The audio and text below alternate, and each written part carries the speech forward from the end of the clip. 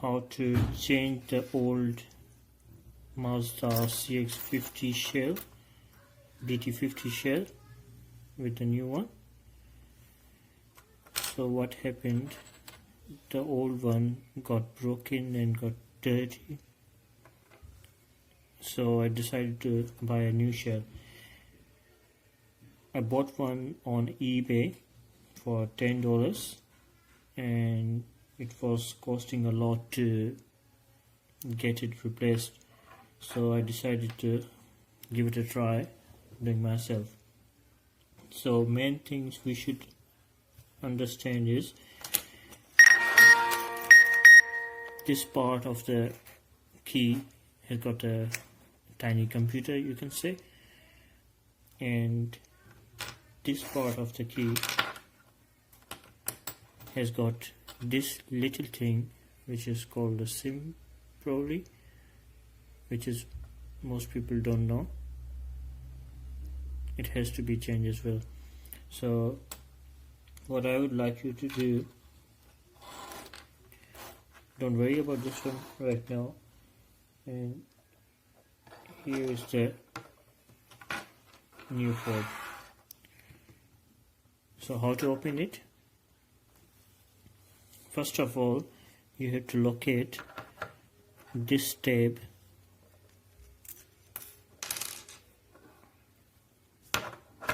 this one, if you can see,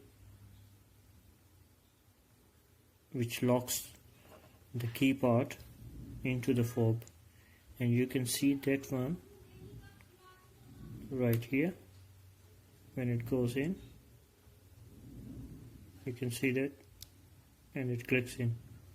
So all you have to do is use some pin or a long screwdriver to push it in, and then it will release. So I couldn't find anything, so I used this filer and just push it in.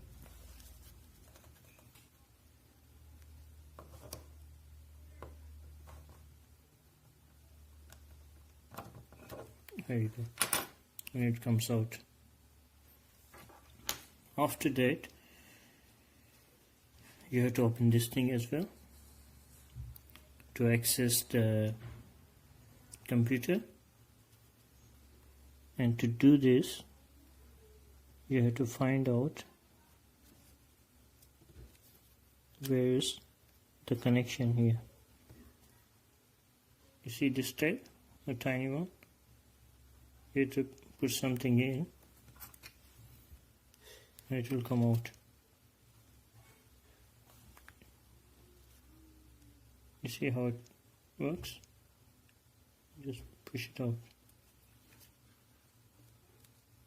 From other side as well, here. Here you go.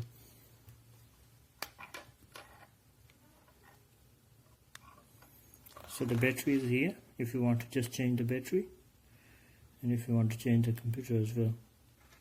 Once you are done, it's quite common sense how you're going to do it. And once the battery is changed and you remove the fob from this, remove the computer from this fob to this one,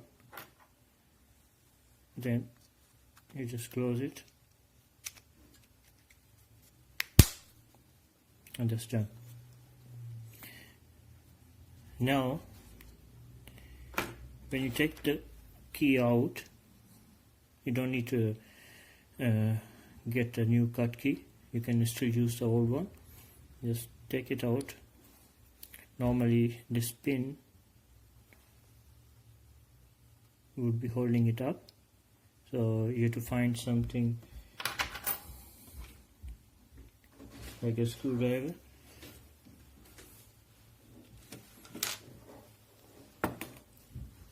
Like this, and push it in with the hammer, and then it will come out. It's like a roll pin, and it will come out and would release the key. So I took this one out from the new fob which I bought from eBay, which I don't need actually, and the key cut shop wouldn't cut it by legally. I'm not sure they're not allowed to, so I would just throw it out and would continue using this one. So with the new key holder, you have to push it in all the way in. If you can align this hole would be good, otherwise holding it tight anyway. You can still use the super glue, that will do the trick. But if you can make it all the way in, you will see the hole will align, and then you can use that pin.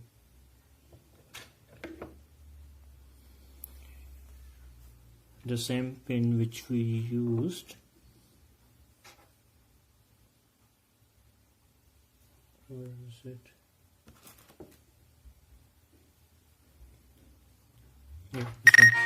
So you can still use this pin if you want to, but if it is too hard to get out or too hard to align the hole, just don't worry about it, use the super glue. Now once you are done this and you are done with the computer as well, now comes the tricky part. You have to somehow get this thing out. And to do this, you would have to break it like I did until this thing is released. It looks something very innocent, but without this the car wouldn't start, as you can see that. So once it's out, you have to push this one into this slot.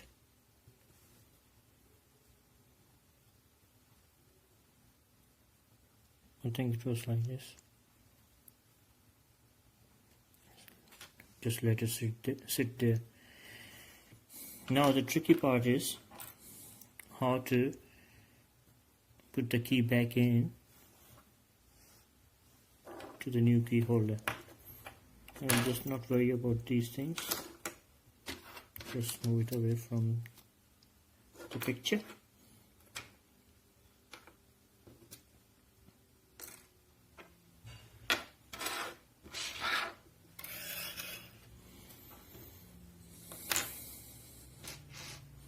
Now first of all, you have to find this spring.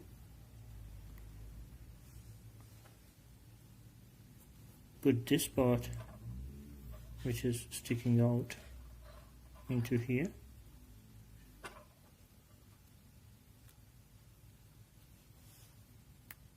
Right, now you pick up the key with its holder and you find this slot. All you have to do is align this slot with this one and manage to pull it back all the way until it's here.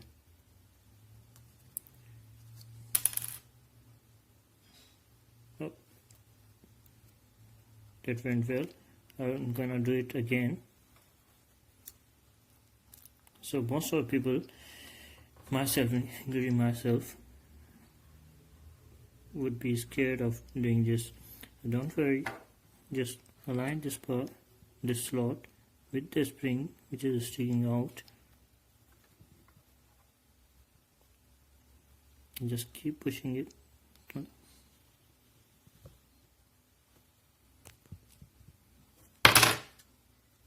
Oops. Let's do it again.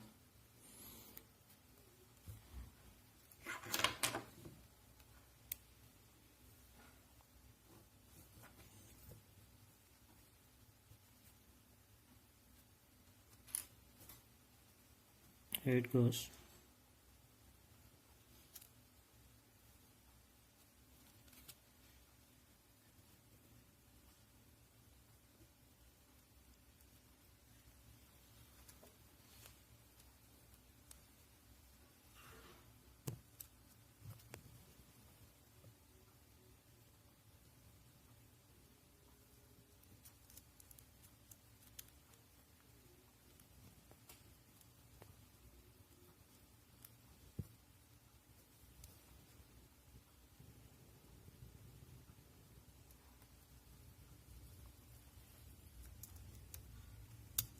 Yep, perfect. It's sitting well now. You see the pin is sticking out, it means it didn't work. So let's try again.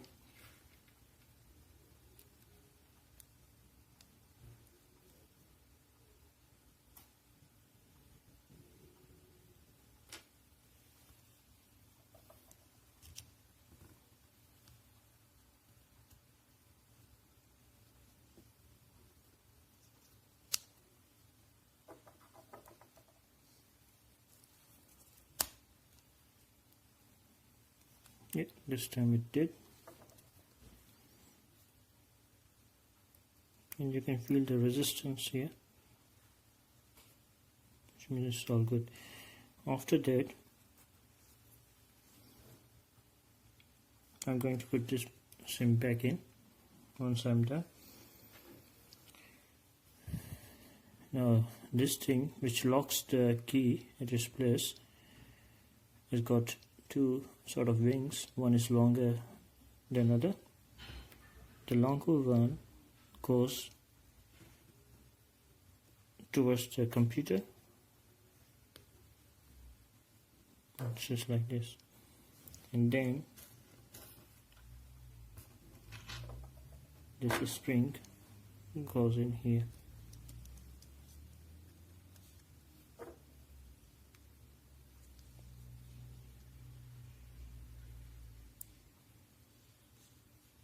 Once you're here,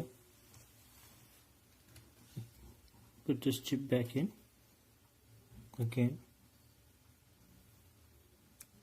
I'm pretty sure it was like this, but I tried, even when this thing was not coming out, I tried to from here. I tried to break it, but it wasn't coming out before, so I started the key with this thing very close to it, and it was working. And when this one is maybe a meter away, the car wouldn't start. So if for any reason you can't take it out, because I believe it was glued or something, so rather than wrecking it and breaking it apart, I would suggest, if you can't do it, just leave it in your keychain. At least it will work. But now we managed to do it.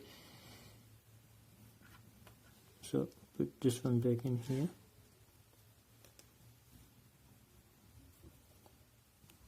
And then this thing goes on top of it, of course.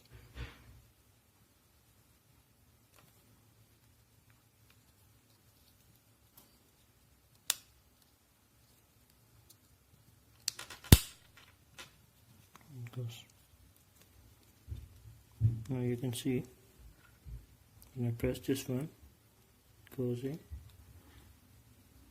and you press again, it will release the key.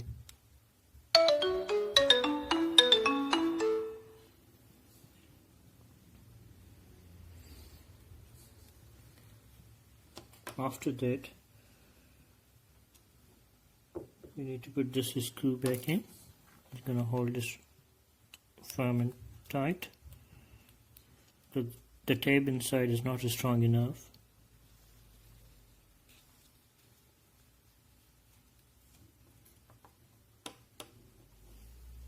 So I'm going to find a proper screwdriver for it.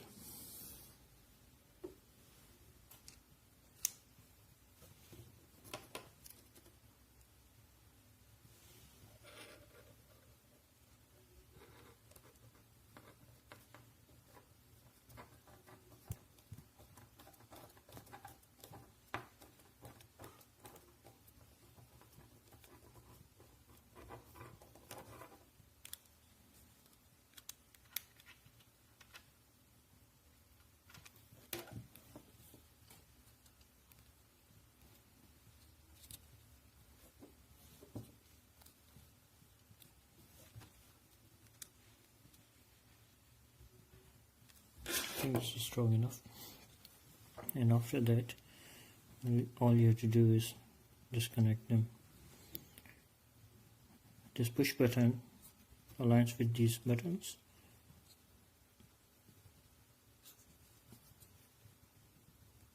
Just push it in.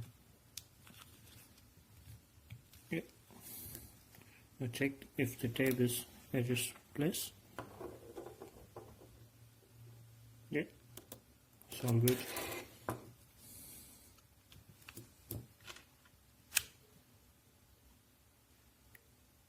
Now let's see if the car starts with it.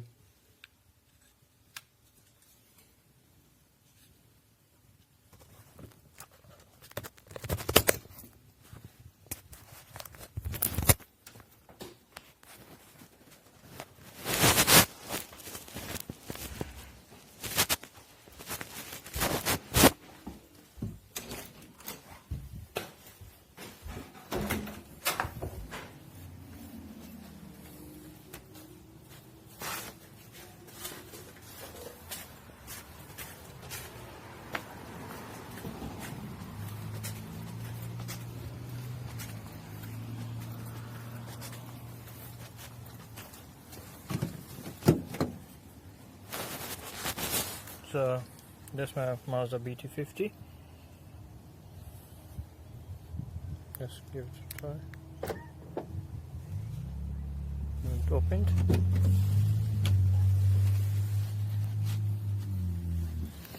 So over here you'll see I put the key in.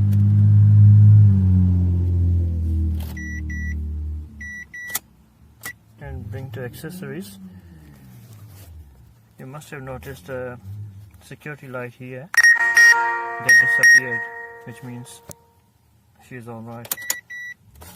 I'm going to do it again. There it goes.